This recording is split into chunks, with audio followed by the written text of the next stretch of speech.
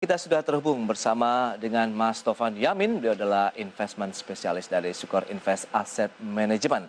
Selamat pagi Mas Tovan. Pagi.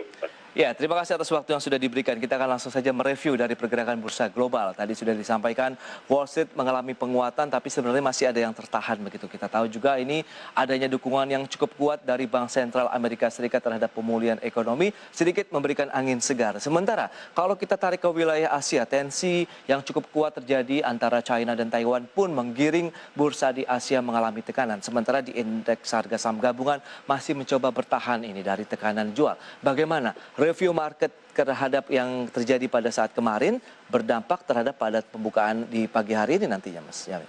Silakan.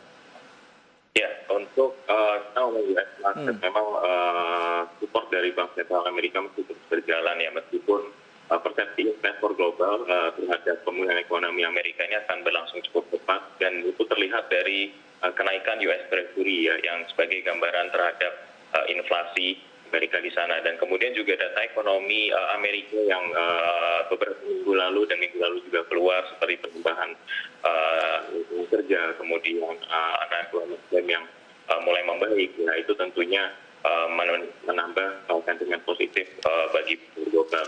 Bisa dilihat sendiri bahwa bulan Maret kemarin banyak arus dana di global itu balik kembali ke Amerika. Yang bulan Maret sendiri 80 miliar US dollar kembali ke ETF di US, ya itulah kenapa emerging market banyak terjadi sell off, gak cuma Indonesia aja. Tapi China masih cukup dibanjiri ya sama dana dan sektor global begitu.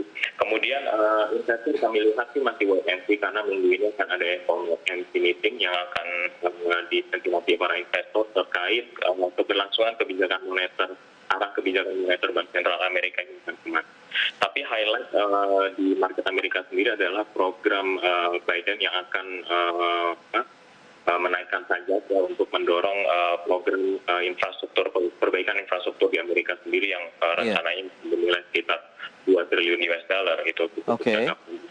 Gitu. Baik, tapi sejauh mana sih sebenarnya kalau kita lihat tensi ketegangan begitu di China, Taiwan ini bisa mempengaruhi pergerakan dari bursa Indonesia sendiri? Karena kita tahu pagi ini saja Jepang, kemudian Nikkei di Korea Selatan pun sama mengalami tekanan juga pada saat opening market. Akankah juga ini menghambat laju reboundnya dari pergerakan IHSG, Mas? Mungkin kalau untuk IHSG lebih cenderung terbatas sih, karena kalau kita lihat kita sudah banyak terjadi sell off sejak bulan akhir Februari sampai Maret. Itu bisa dilihat dari struktur kepemilikan investor asing ya di pasar modal kita sudah semakin nggak terlalu sebanyak 2 tahun setahun lalu ya. Kalau kita lihat dari obligasi sendiri, pemain domestiknya sudah menjadi mayoritas ya. Investor asing hanya memegang sekitar 23% dari obligasi Indonesia sekarang. Kemudian untuk investor asing pun juga nggak terlalu banyak lagi ya di market Indonesia, dan kita lihat itu terlihat dari aksi jual saham-saham blue chip yang terjadi di bulan Maret kemarin. Gitu. Jadi kalau kita lihat memang stance China ya, terutama untuk militer China itu sekarang cenderung lebih agresif, dan tentunya ini akan mendorong beberapa investor untuk lari ke safe haven. Inilah kenapa waktu itu emas 45, dan ini sekarang udah mulai kembali lagi stabil di 1720-30. Safe haven kita tahu juga memang komoditas emas masih menjadi andalan, tapi seberapa kuat dan seberapa lama ini bisa berlangsung? Karena kita tahu juga tekanan jual kan masih terjadi, di mana investor asing masih terus membukukan aksi jual dari pergerakan indeks di dalam negeri. Kan mereka juga mengalihkan dana investasinya masuk ke safe haven? Iya, tapi kalau kita ngomong dalam domestik, ya, retail sendiri, ya kita ngomong retail ini kan cukup ramai ya sejak awal tahun. Ya, bisa dibilang 2020 kemarin itu kebangkitan investor retail di Indonesia ya, tahun. Tapi kita lihat sendiri retail ini sudah mulai tipis. Transaksi bursa aja sudah turun di bawah 10 triliun dalam 2 minggu rata-rata terburuk ini ya. Itu karena kalau kita lihat memang kalau kita lihat banyak investor retail itu sudah mulai shifting ke aset kelas lain seperti kripto, trading kripto ya, seperti itu.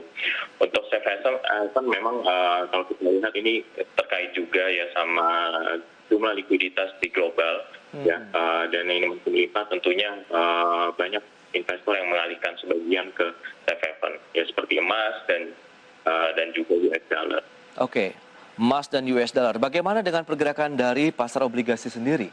apakah switching investasi juga terjadi kepada pasar obligasi dari investasi di market equity?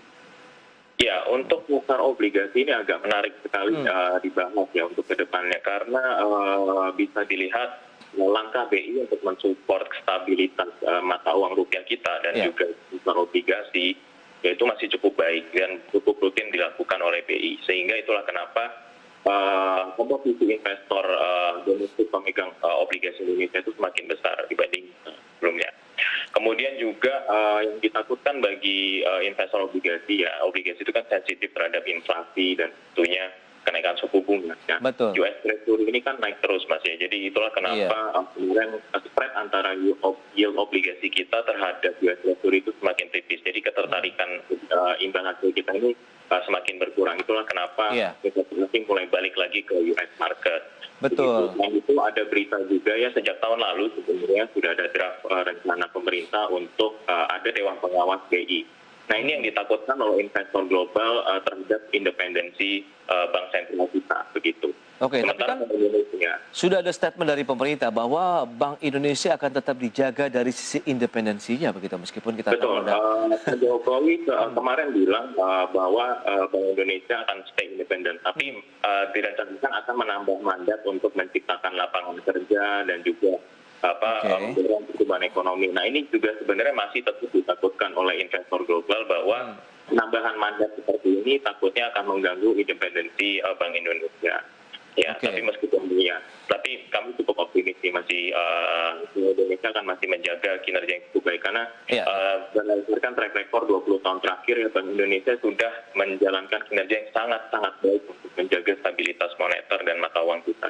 Oke, lantas bagaimana strategi investasi yang harus dilakukan investor domestik tentunya menyikapi asing yang terus melakukan aksi jual begitu cukup masif sebenarnya. Kemarin saja di 1 triliunan begitu. Anda melihat memang ini akhirnya bisa dimanfaatkan untuk investor domestik mengambil di saat indeks sedang mengalami tekanan atau sebenarnya tekanan masih akan terus berlanjut? Betul, sekarang kalau kita lihat Mas, valuasi itu sudah kembali murah ya, terutama seperti saham blue chip. Problemnya adalah apakah akan ada growth yang dijanjikan begitu. Kita tahu dari tahun ini adalah pemulihan ekonomi ya. Itulah kenapa tapi laporan kinerja emiten kuartal 1 ini belum keluar karena banyak ada delay dari penerapan PSAK dan apa, jadi butuh waktu kembali audit dan sebagainya. Jadi di mana biasanya April udah keluar ya, bulan awal-awal ini dari laporan keuangan ya, ini kemungkinan mundur di akhir April sampai Mei. Nah ini akan ditunggu oleh para investor apakah kuartal 1 ini benar-benar Indonesia dan manufaktur kita ya itu bisa menunjukkan angka pemulihan ekonomi. Nah kalau di situ harusnya itu akan menjadi sentimen positif bagi investor. Sekarang saham-saham blue chip memang sudah mulai diangkat ya, dan juga saham-saham terkait komoditi yang dimana harga komoditi sudah naik di bulan Desember ya, harusnya ini jadi peluang yang cukup baik untuk sekarang kolek harga-harga saham tersebut di harga yang sangat murah. Oke, justru menjadi peluang ya, bahwa ini menjadi momentum dari investor bisa mengambil posisi beli. Tapi kita tahu juga level indeks harga saham gabungan dalam 1 pekan terakhir saja itu bergeraknya melandai. Fluktuatifnya cukup kuat begitu dengan rentang antara 5.900, kemudian 6.100, kemudian langsung terkena aksi jual kembali. Bagaimana dengan menyikapi kondisi seperti ini? Apakah sebaiknya kita juga mengambil strategi investasinya lebih kepada short term trading begitu, atau lebih kepada untuk investasi jangka panjang masih terbuka lebar? Ya mungkin kombinasi bisa jadi salah satu yang menarik. Mungkin bagi teman-teman yang pemirsa di sini yang investor retail, memang kondisi market fluktuasi seperti ini di mana harga saham tertentu saja yang naik ya, mungkin follow the money, strategi follow the money bisa jadi yang tepat, tapi tetap harus punya komitmen dalam exit strateginya di mana kita tidak bisa investasi jangka panjang pada saham-saham dan yang lagi trending seperti itu. Tapi kalau misal bagi pemirsa yang memang ingin investasi jangka panjang, sekarang ini jadi kita dapat entry point lagi ya, di mana kita bisa cari quality stock yang akan punya potensi akan naik pada fase pemulihan ekonomi hingga akhir tahun dan 2 tahun ke depan. Oke, lantas seberapa jauh nih Anda bisa memproyeksikan opening market hari ini? Apakah rebound yang terjadi kemarin masih ada tenaga untuk mengangkat IHSG kembali lagi menghijau? Kami sih melihat indeks ini pergerakannya masih akan cenderung terbatas ya di 6.000-an ya, 6.000-an, 6.900-an. Ya, mungkin belum akan naik dengan waktu yang tepat karena kalau kita lihat sentimen ini masih menunggu laporan kinerja kuartal 1. Itu dia.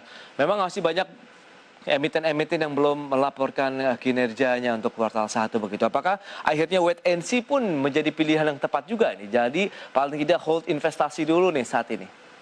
Ya, mungkin buat investor yang masih galau ya, mungkin masih bingung situasi, takut di kondisi seperti ini agak susah memangnya memilih saham karena kalinya salah memang akan nyangkut cukup lama. Gitu. Oke. Jadi bisa alternatifnya adalah hold dulu, pegang cash atau taruh dulu di reksadana pasar uang juga jadi salah satu pilihan. Wow, okay. Karena kalau kita lihat agak susah kondisi seperti ini di mana pasar saham juga terkoreksi, obligasi pun juga sentimennya juga lagi kurang ada yang itu dia. Positifnya. Memang reksadana pasar uang bisa jadi salah satu alternatif pilihan. Reksadana bisa menjadi pilihan investasi di tengah memang fluktuasi yang cukup landai belakangan ini dari pergerakan indeks harga saham gabungan. Seberapa landainya pergerakan indeks kita akan bahas di segmen berikutnya. Mas Tovan, kita akan jeda dulu.